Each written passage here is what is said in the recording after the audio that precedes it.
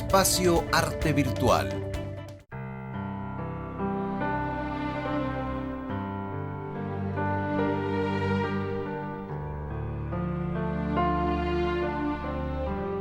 La relación entre José Gregorio Hernández y Francia fue una relación intensa de cooperación científica, de aprendizaje de la medicina en la Escuela de Medicina de París, con la participación de José Gregorio Hernández en laboratorios de mucho prestigio en la época, a finales del siglo XIX.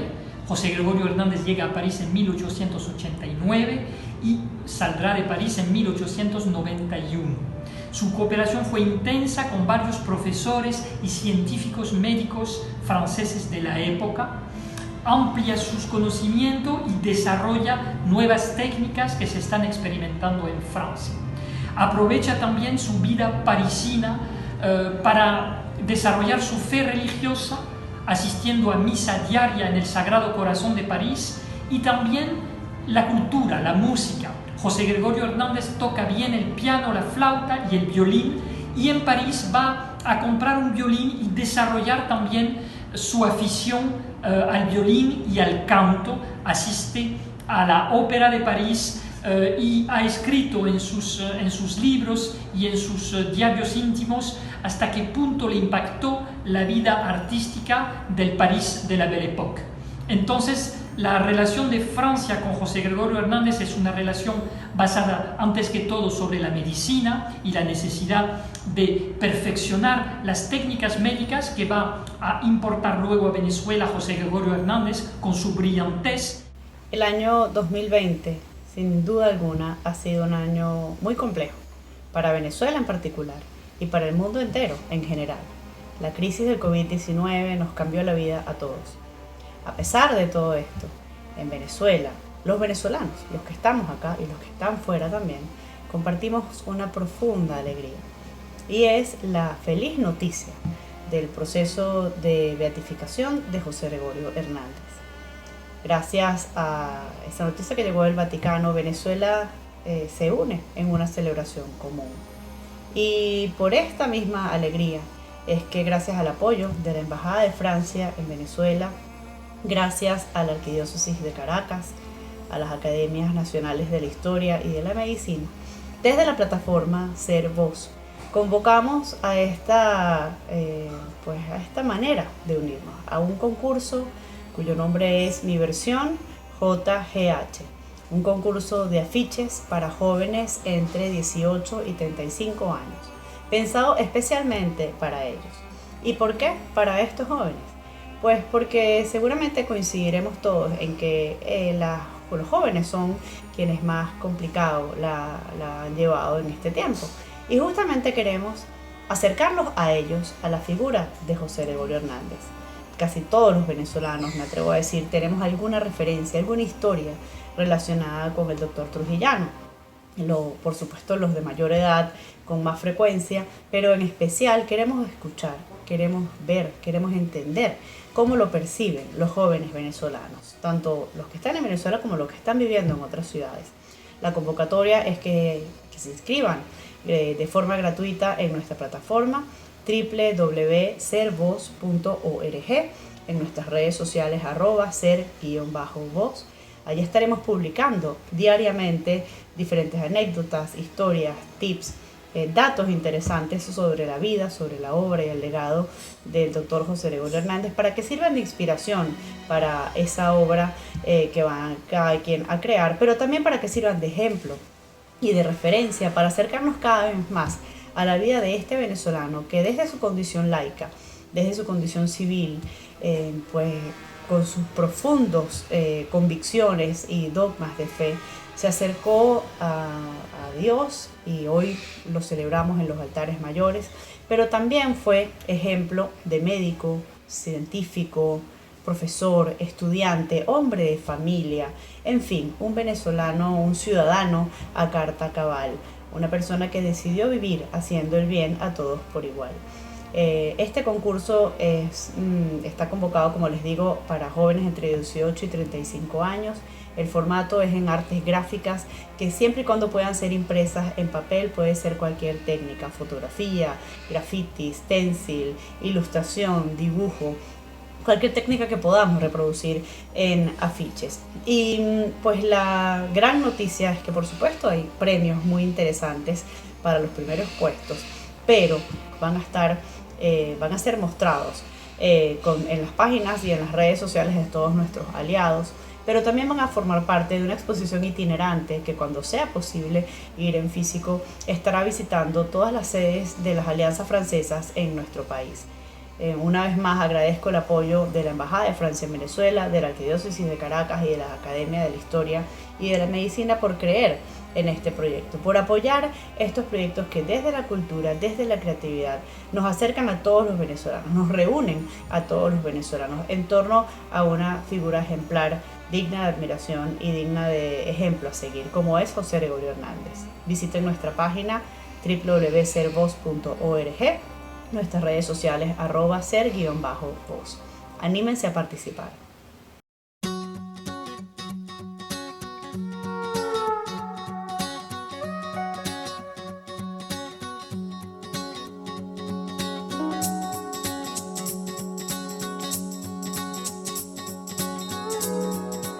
Mi nombre es Lorena González Ineco, soy curadora de arte contemporáneo y curadora de la muestra Tiempos de Espera.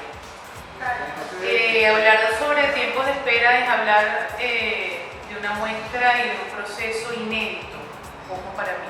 Creo que fue un proceso de investigación que además inicié justamente a partir de la situación de pandemia y de confinamiento y de dificultad que estábamos experimentando a nivel global en este año 2020 y también el cual estábamos experimentando en Venezuela, ¿no? Como país en crisis y en emergencia humanitaria desde hace muchos años. Tiempos de Espera comenzó como una preocupación curatorial por los artistas, por los creadores, por todos aquellos con los que yo estaba trabajando, es decir, que quedaron en exposiciones abiertas,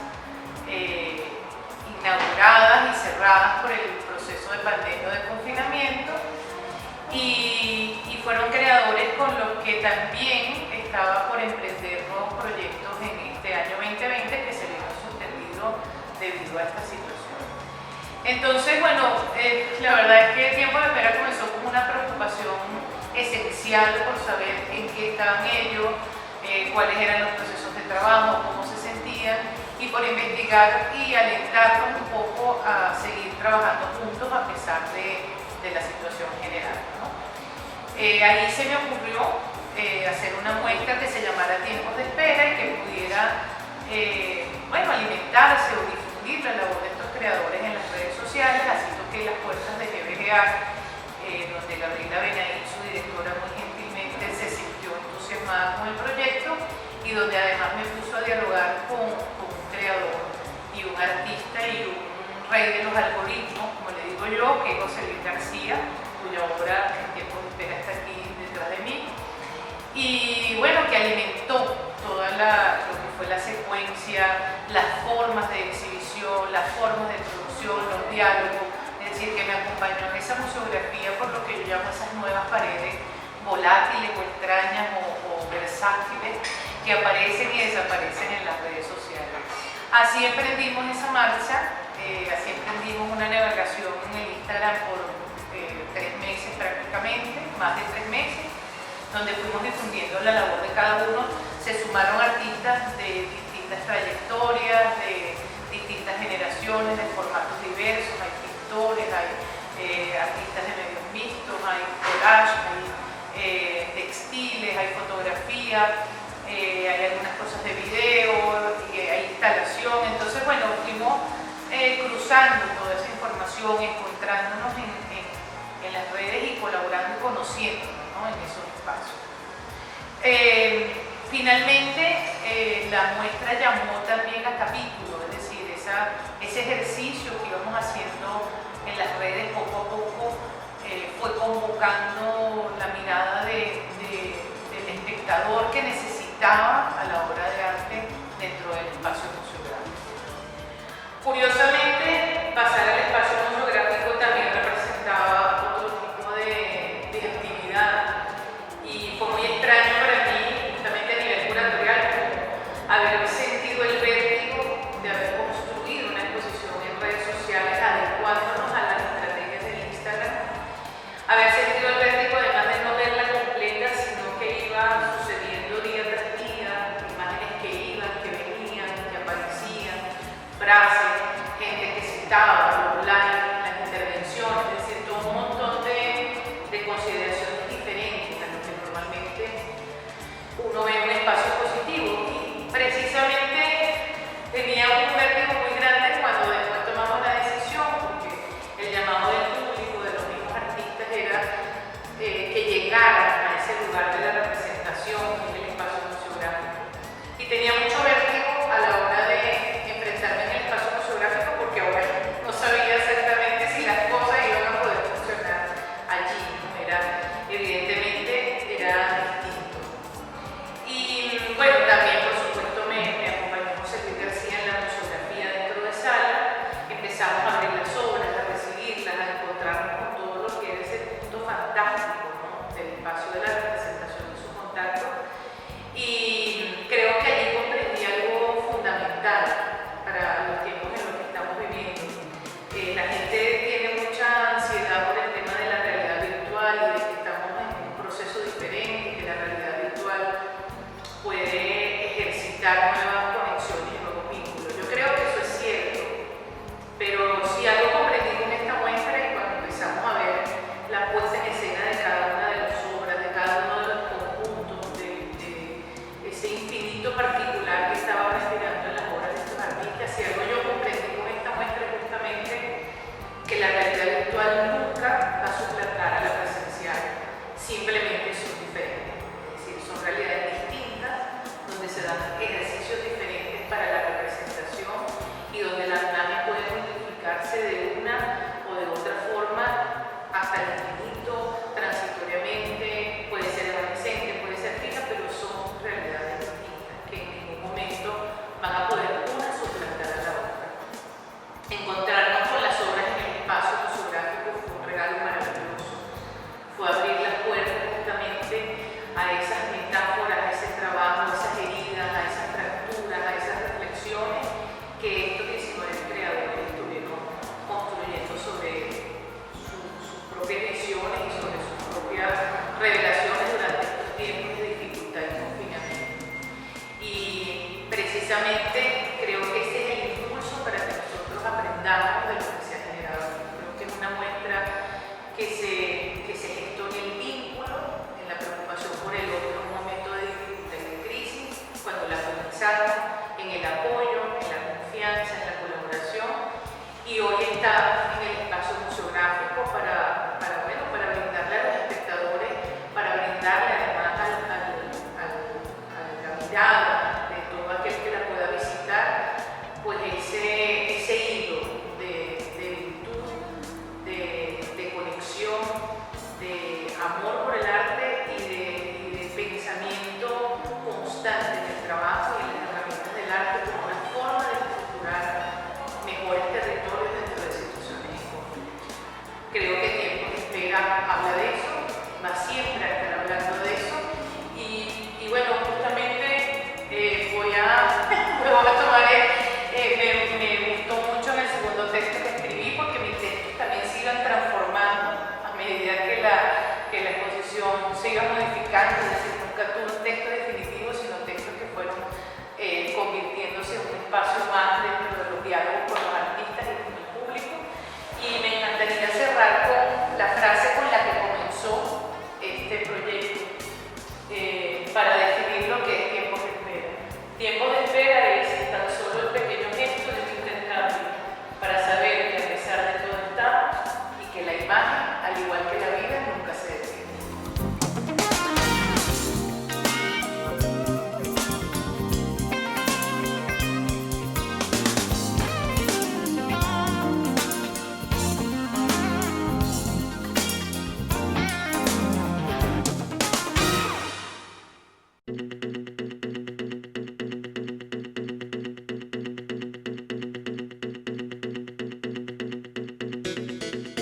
Hola amigos de Espacio Arte, muchísimas gracias por su invitación y también muchísimas gracias a toda la gente que mira Vale TV y que están en este momento viéndome y escuchándome.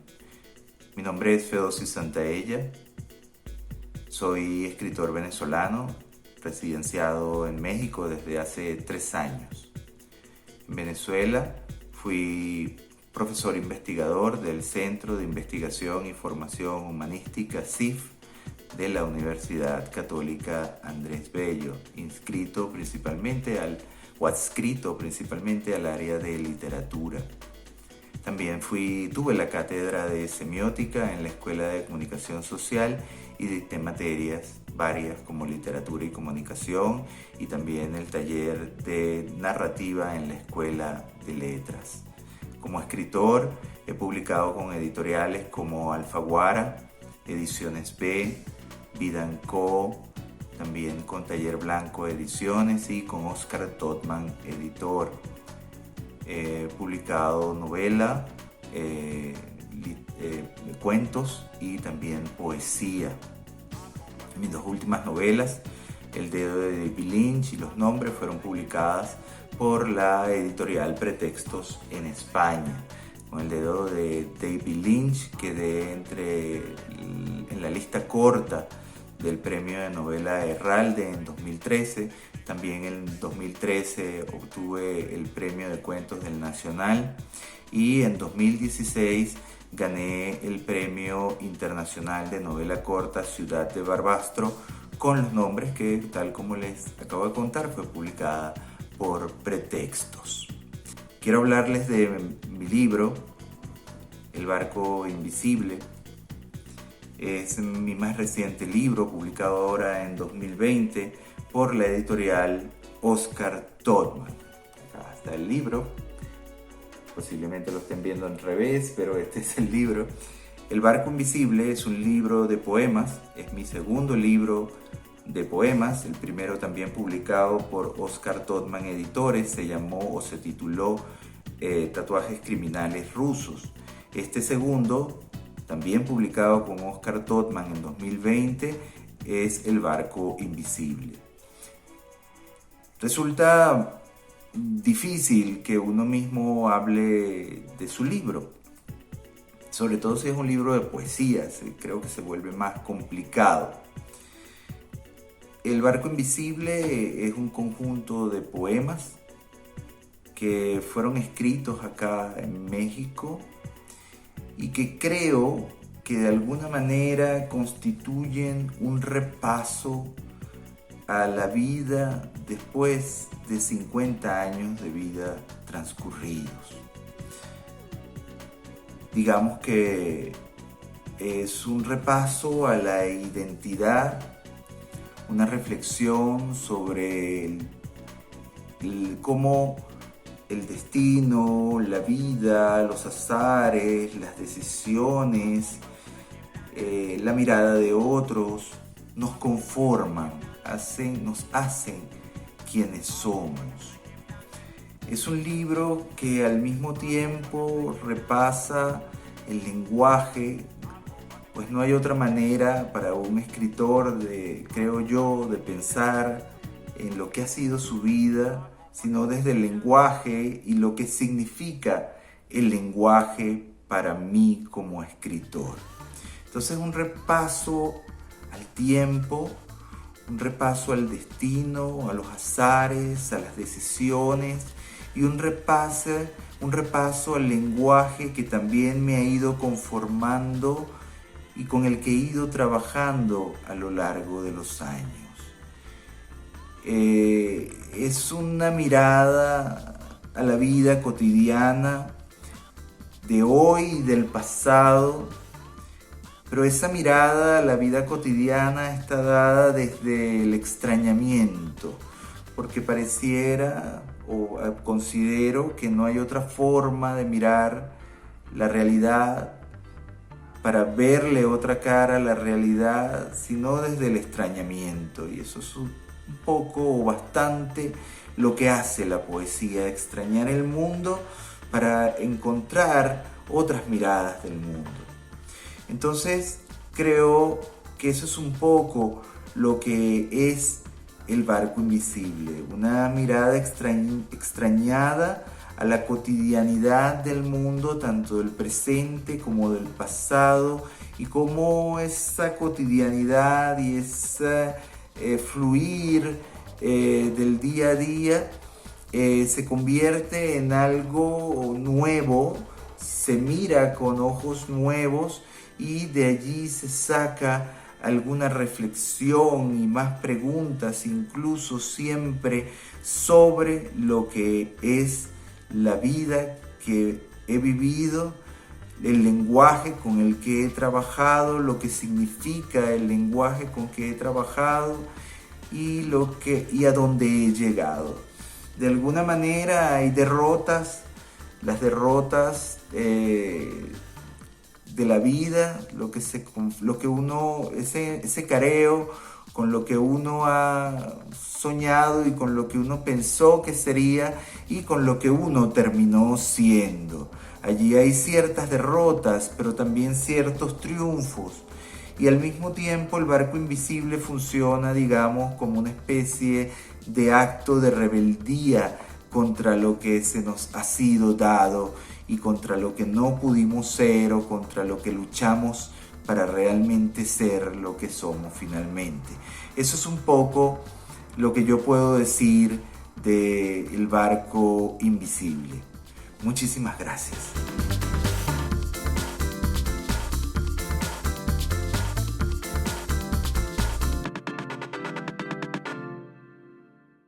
La gente me pregunta, viendo la serie, me dice, ¿pero por qué está de espaldas? Yo lo quiero ver de frente. Él está de espaldas porque él es el que está viendo a través de mis ojos. Yo pongo mi visión, yo pongo mi fotografía y es él el que está contemplando.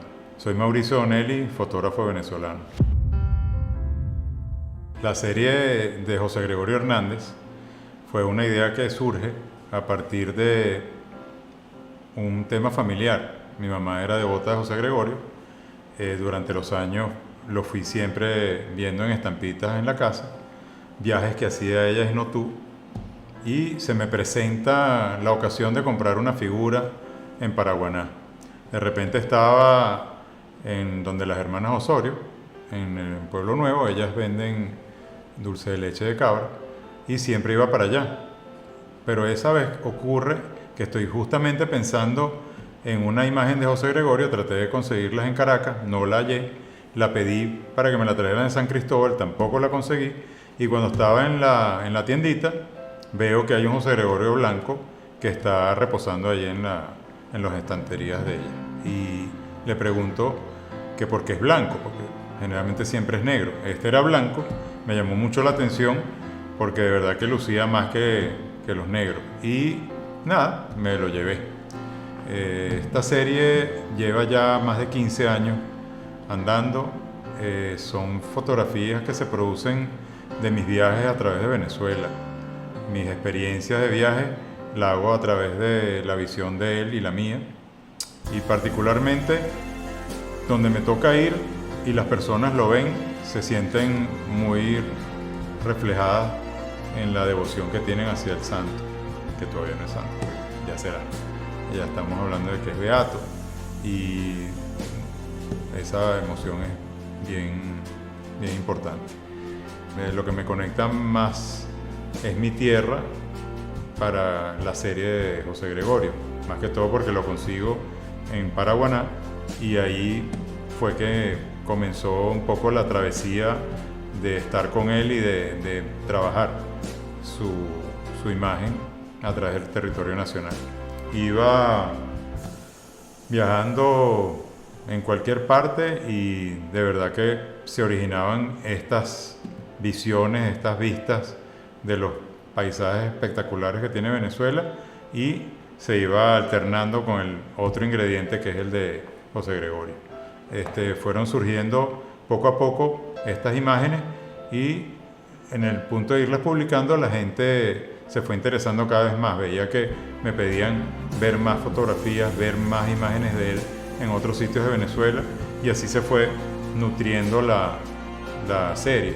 Esta serie fue tomando como más tonos serios, donde le fui dando como más cuerpo a todo el diálogo de lo que estaba haciendo, cuidando temas, como por ejemplo pueden ser que sean fiestas patronales que hay en algunos estados,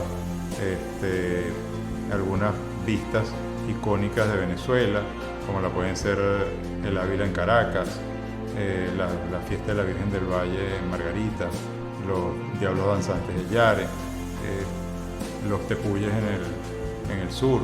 Entonces los mares, las costas, esas áreas fueron las que le dieron el decorado para que la figura icónica de José Gregorio fuera el protagonista, pero en realidad hay un protagonismo que es el del paisaje, pero José Gregorio lo acompaña muy bien en la vista.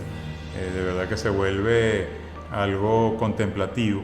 Las personas de verdad que se interesan mucho en verla, les interesa ver cuál otra imagen viene, y también lo que resulta muy bonito es lo que hablaba antes, de que cuando José Gregorio viaja, las personas espontáneamente vienen a saludarlo, vienen a contarme los milagros que les ha hecho, y ahí te vas enterando mucho de las cosas bonitas que ha pasado con José Gregorio a través de toda Venezuela y con los venezolanos. Hay muchos milagros que suceden, pero son milagros que no están respaldados por partes de prueba, pero lo bonito es eso, que vienen todos estos cuentos espontáneos que nutren mucho más la visión y el trabajo de la imaginería de José Gregorio en Venezuela.